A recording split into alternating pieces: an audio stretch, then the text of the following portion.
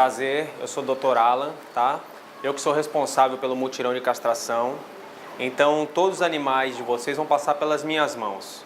Então, eu vou dar uma orientaçãozinha básica, certo? Do pré-operatório, do trans, o que é feito na cirurgia e como vocês vão cuidar do animalzinho de vocês em casa para que a gente tenha a melhor satisfação possível, que é um animal sadio e bem operado. A nossa anestesia é uma anestesia injetável. Então, essa anestesia, ela induz o vômito. Então, se o animal tiver com a barriguinha cheia, quando a gente dá o anestésico, 2 minutos depois ele tem ânsia de vômito.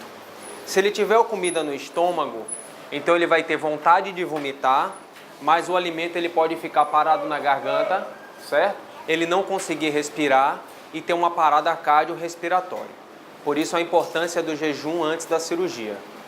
Outra situação importante é o animal ele tenta vomitar, ele consegue deglutir novamente o alimento, só que ao invés de passar pelo esôfago, entra em falsa via na traqueia, certo?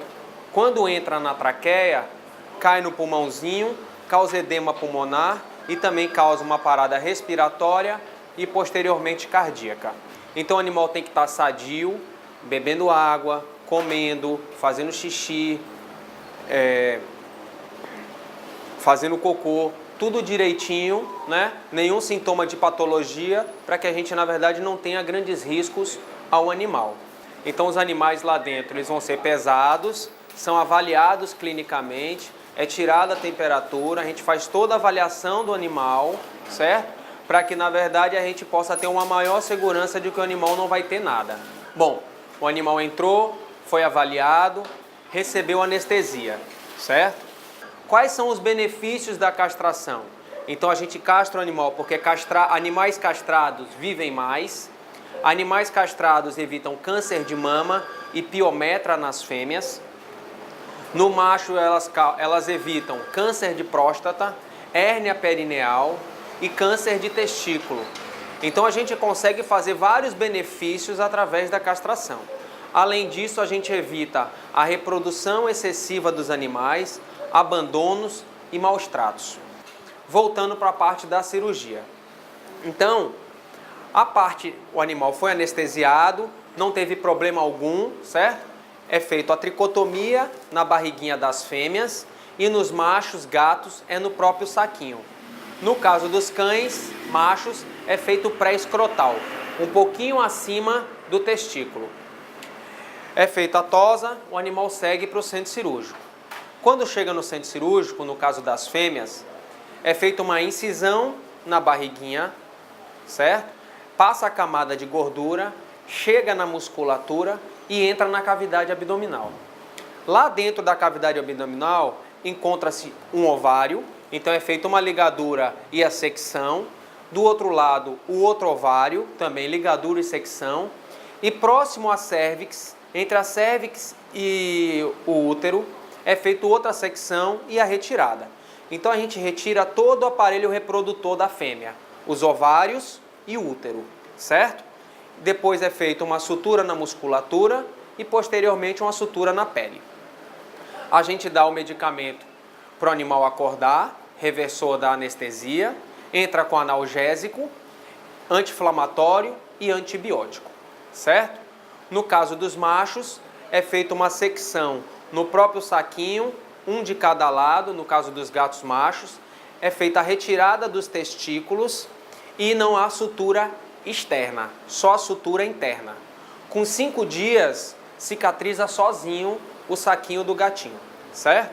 No caso do cão macho, eu coloco os testículos para cima, faz uma incisão próxima ao osso peniano, é retirado os 2 testículos através da secção também e posteriormente a sutura. Só quem não leva a sutura, tá, é o gato macho externo. O resto tudo recebe externo e interno, certo? É feita a mesma coisa, antibiótico nos animais, anti-inflamatório, medicamento para o animal acordar e analgésico. O animal, quando ele acorda, a gente devolve ele para vocês ainda com alguns efeitos colaterais. Quais são esses? A pupila pode estar dilatada ele pode ter ânsia de vômito, ele pode ter salivação, ficar babando, certo? Ele também pode sair um pouquinho incoordenado, cambaleando, tá? Por conta da anestesia, mas ele já está acordado. Vocês só vão alimentar e dar água quando ele estiver totalmente acordado, que leva em torno de umas 5 horas depois que ele saiu da clínica para estar em casa. Por que não dá antes? Porque ele pode ter o mesmo efeito do pré-anestésico. Tentar vomitar, não conseguir e ter uma asfixia em casa, certo? E ter uma parada cardiorrespiratória. Os animais, ele já saem com receita de acordo com o peso, certo? Porém, não é? O medicamento vocês começam a dar a partir de hoje à noite em casa. Tanto anti-inflamatório como antibiótico ou analgésico. E aí vocês seguem a recomendação da receita que está explicando para cada animalzinho de vocês. Quem vai cuidar do animal de vocês são vocês e não eu. Então, como eles estão na casa de vocês, então para mim fica mais difícil saber como é que vai ser feito esse pós-operatório, certo? Então, o que é que eu peço? Espaço restrito para o animal, certo? O animal tem que ficar confinado, principalmente as fêmeas, tá? Para que ela não faça força no seu abdômen. Então, o animal ele é um quadrúpede, então as patas são voltadas para baixo. Então já existe uma pressão negativa, que é o quê? O próprio peso do corpo. Então tem lá alça intestinal, estômago, os rins, o baço, tudo aqui dentro, fazendo uma força para baixo. Então já existe uma força para romper esse ponto, certo? E se rompe esse ponto, as vísceras saem. Então essa é a minha maior preocupação. Então eu sempre comparo com o humano.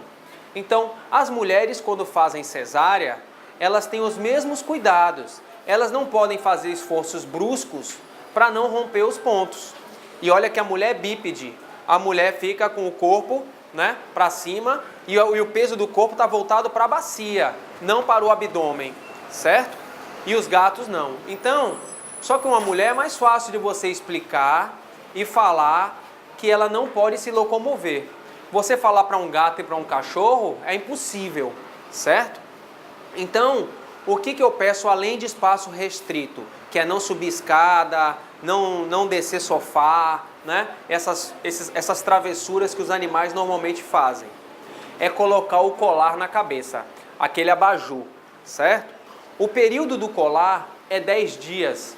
Então, são só 10 dias de sacrifício para o animal. Quem está falando com vocês é um médico que já passou por vários problemas por conta de não utilizar um colar.